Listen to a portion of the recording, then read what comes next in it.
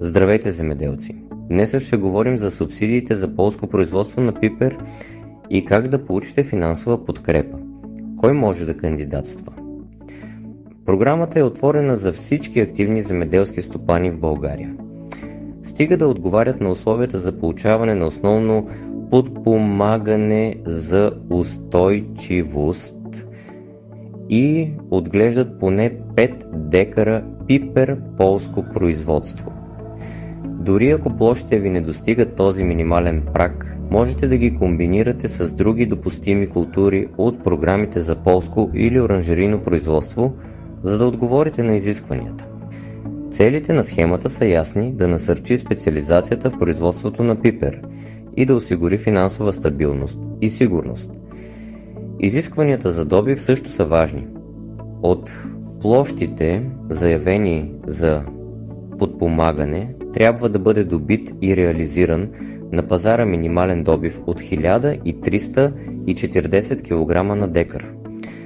За биологичните производители и тези в преход, изискването за добив е наполовина. Документи за кандидатстване. За да изпълните схемата, трябва да представите документи, които удостоверяват използването на сертифицирани или стандартни семена и посадъчен материал. Това може да стане по следните начини. Вариант 1.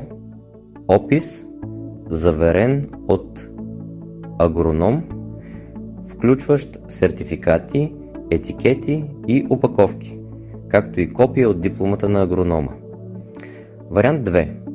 Фирмен документ съгласно Закона за посевния и посадъчния материал, ако произвеждате семена или посадъчен материал за собствени нужди. Вариант 3. Фактури, издадени в рамките на стопанската година. При вариант 3 агроном не е необходим. Размерът на подпомагането за 2024 година е 246 лева на декар за първите 300 декара, 164 лева на декар за площите над 300 декара.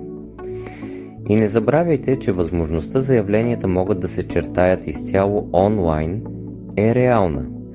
Пожелавам ви успешна стопанска година!